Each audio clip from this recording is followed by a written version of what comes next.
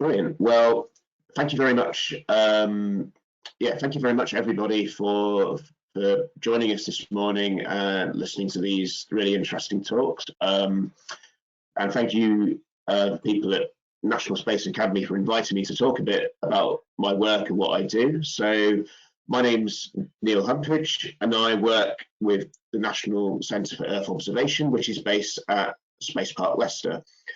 So the things I'll cover over the next 15 to 20 minutes or so, I'll talk a little bit about what Earth observation science actually is, because it maybe isn't something you've come across like at school or in your day-to-day life.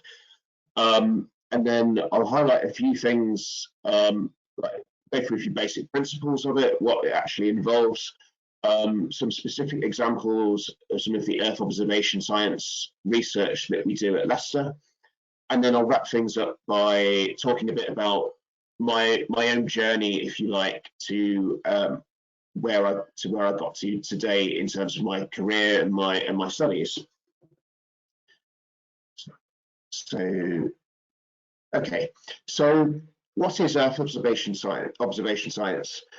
Essentially, if you wanted to wrap it up in a single sentence, it's using satellite measurements to learn more about the Earth.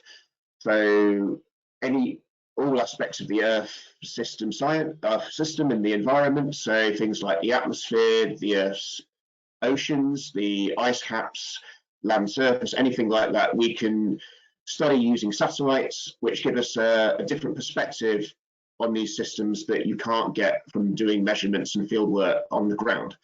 So a big part of Earth observation science involves data analysis and interpreting that data, trying to make sense of the measurements that we make from space. It involves working with cutting edge technology. So a big aspect of Earth observation science is figuring out new ideas for future satellite missions, going from what do we want to learn about the Earth to how we can make a measurement that can help us get to that research goal. It's a very interdisciplinary field, so people I work with include people with backgrounds in physics, chemistry, geography, mathematics, informatics, computer science, all that kind of thing. All of these people working together to try and better understand the Earth using satellite data. And the other thing worth noting is it's actually very relevant to our day-to-day lives. So it's a really useful way, in fact, of monitoring trends in our changing environment, whether that's the natural environment or the impact that people are having on our planet as well. So just to talk a little bit about the history of Earth observation, well, it kind of really first originated from reconnaissance and mapping efforts during World War II. So pilots going up in aircraft and literally just taking photographs of the landscape and trying to figure out, try to get more intelligence, if you like, to help with the war effort in World War II. But if you want to talk about studying the Earth from a high altitude and using that information to learn more about the Earth, we have to fast forward a little bit to the 1960s. So what we can see on the slide here is the first image to be actually sent back from orbit. So this was a satellite called TIROS-1, the television infrared observation satellite, which was launched and operated for 78 days, and basically carried 2 television cameras and used magnetic tapes for data storage. And this first launch kind of demonstrated the concept, and these first images, although quite primitive by today's standards, really highlighted how useful these things could potentially be. So even in this image you can see on the slide, you can already make out details like weather patterns and all that kind of thing, which again highlights the potential of looking down at the Earth from space and using that perspective to learn more about the Earth. So that inspired NASA to kind of push forward and develop this first dedicated mapping satellite called Landsat. And the first Landsat was launched in 1972. So we're already looking at 50 years worth of satellite technology to get to where we are today.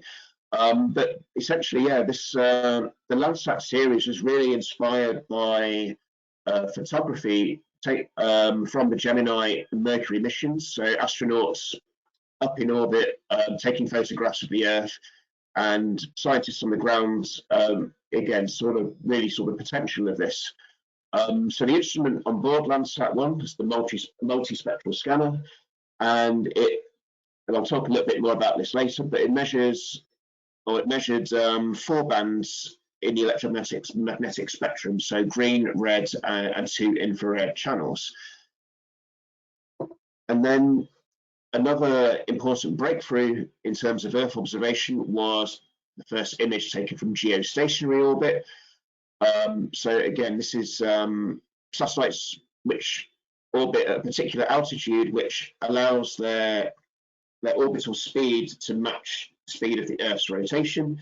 So the satellite is always pointing down at the same face of the Earth. And this is really useful for things like weather forecasting. You can track weather patterns and severe storms as they develop and build up as they move across the ocean. So to demonstrate this technology, again, it was a step forward in terms of using Earth observation data for weather forecasting. And yeah, so GOES-1, which is this particular satellite, carried visible infrared radiometers to help us understand weather patterns. So I'll just talk quickly about some basic principles of remote sensing. So when I mention remote sensing, what I mean is measuring an object at a distance without physically coming into contact with it. So just to give an example of remote sensing, our own eyes are actually remote sensing instruments. So they're sensitive to light at visible wavelengths, which has been reflected off objects that we see. Our eyes collect that light, pass it through into our brains, which are then able to interpret those signals and infer information about the objects that we look at.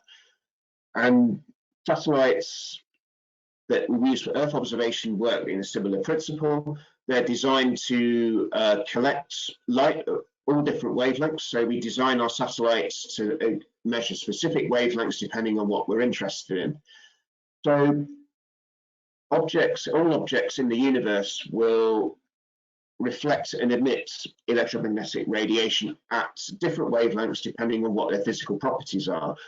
So to give a simple example, an everyday example, you can see the leaf at the bottom there.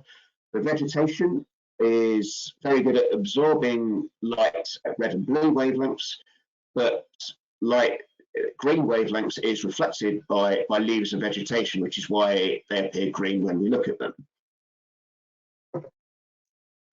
So as well as reflecting light, objects also emit light, and the wavelength of that light that an object emits depends on its temperature. So to give an example, the temperature of the sun is around 6,000 Kelvin, that's about 5,700 degrees Celsius. And the light emitted by the sun, because of the temperature it's at, peaks at the visible wavelength, as you can see in the graph at the bottom.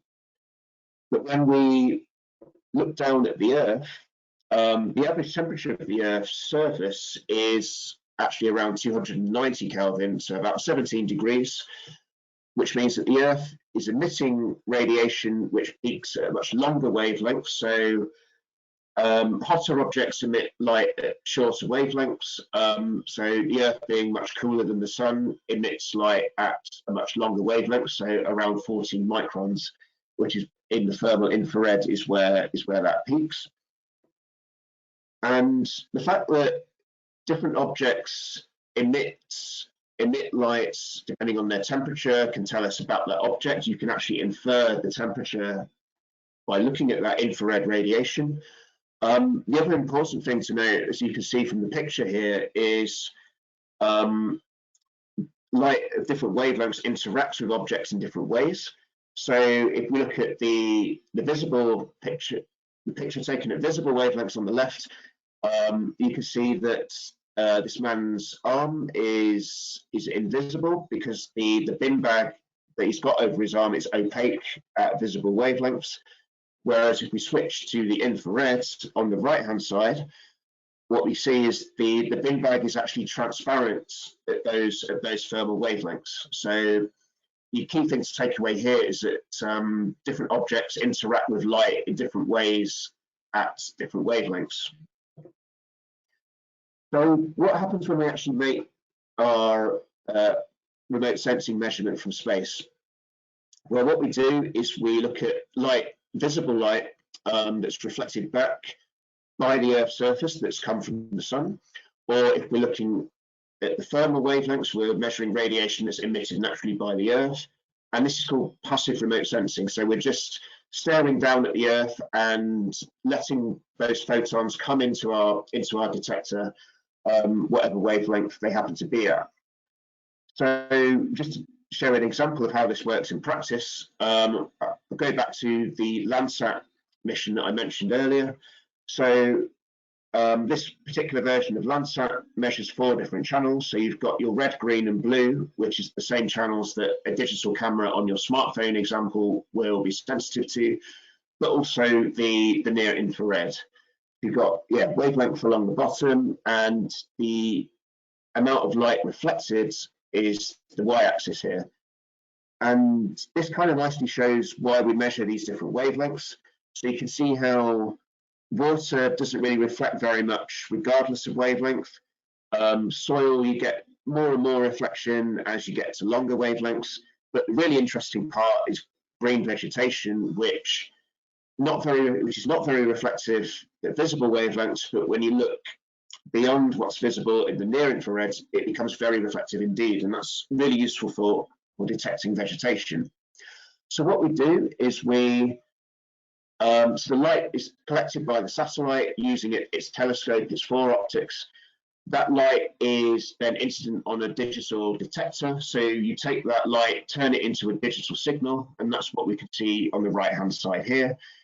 So in each channel, you get a digital a number corresponding to how much of that light, that wavelength that we actually measure. And then we can use that digital information to construct an image. So in this example, we use the red, green and blue channels to create a true color image. You can already see quite a lot of information in that image. It's quite a nice high spatial resolution. So you can see mountaintops in white, possibly areas of vegetation in dark green, and all kinds of landscapes in between.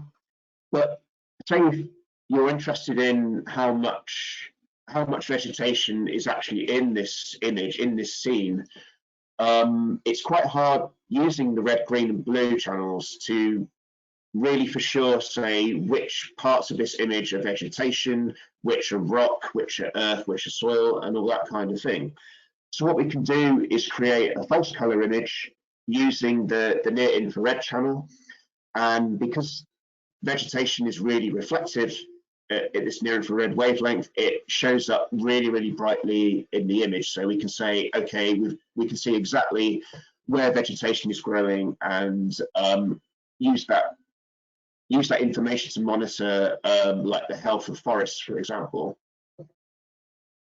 So I'm going to talk a bit more specifically now about what the National Centre for Earth Observation is, the kind of things we do with NCEO at Leicester, and then I'll talk a bit about my own career path. So the National Centre for Earth Observation, it's as the name suggests, it's a national research centre funded by the UK government through the Natural Environment Research Council. It originally founded in 2008. It's actually, rather than being a centre in a single physical location, it's actually spread across many universities and research centres around the UK. So you can see all the different locations in the map on the top right there. But in total, we have over 100 scientists working in all of these different places, contributing a whole bunch of research, advancing the field of Earth observation and environmental science more generally. We contribute to government reports as well, so a lot of work with the UK government, working on, just to give one example, things like net zero and how the UK is progressing towards its climate goals. And the centre also acts to champion the Earth observation research community in the UK.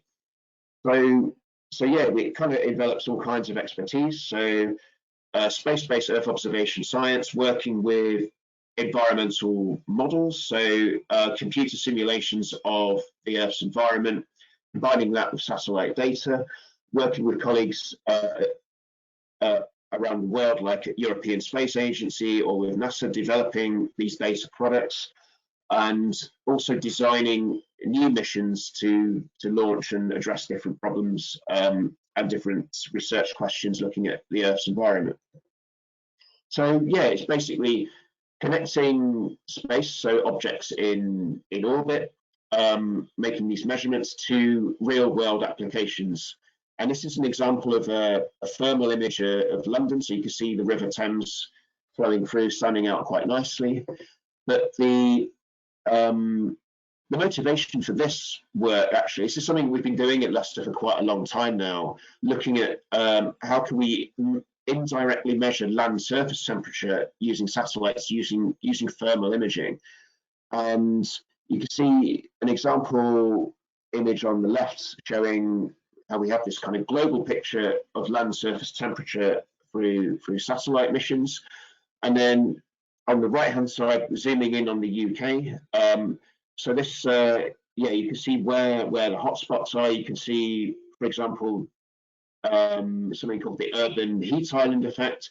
You find the land surface is a little bit warmer in the cities versus rural areas, and that's something that's quite interesting in terms of urban planning, things like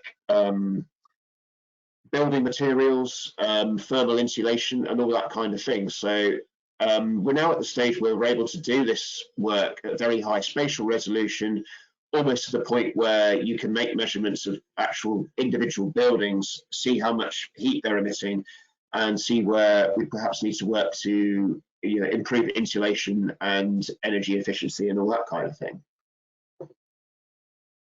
So this is a bit more related to what I do personally, looking at the Earth's atmosphere. And what we can do is use satellite technology to look at greenhouse gas emissions. So we're now at the stage where, again, we can discriminate spatially to a point where we can actually see individual plumes coming off oil and gas facilities. So if a facility like a gas pipeline or something is developing a leak and methane is leaking out, adding to the greenhouse effect, we're able to now see that from space using satellites like this one called WorldView 3. And by picking out these plumes of methane, because methane's a transparent gas, so otherwise you wouldn't be able to see it, we can say, okay, your infrastructure is leaking, are you able to do something about it and reduce our greenhouse gas emissions? We're also very much involved on the technology side, so designing and building instruments to demonstrate the concept of potential future satellite instruments. So we fly these instruments on aircraft. So this is an example called Happy that we developed at the University of Leicester and built and flown on an aircraft to basically map air pollution and nitrogen dioxide at high spatial resolution. So that's just an example of how we also do quite hands-on work, as well as working with data and working with interpreting data. So to wrap things up, how did I get where I am today? So I was very much interested in science from an early age. So I ended up pursuing A-levels in physics, chemistry, maths, and further maths. Just basically following the subjects I was most interested in. That's always one piece of advice I would give to young people when thinking about what you want to do next in terms of studying. So I went on to study physics at University of Oxford, and so that involved studying all different aspects of physics, actually. But then in my final year, I got to specialise a little bit. I ended up, again, following what I was most interested in at the time, following an option in atmospheric, oceanic, and planetary physics.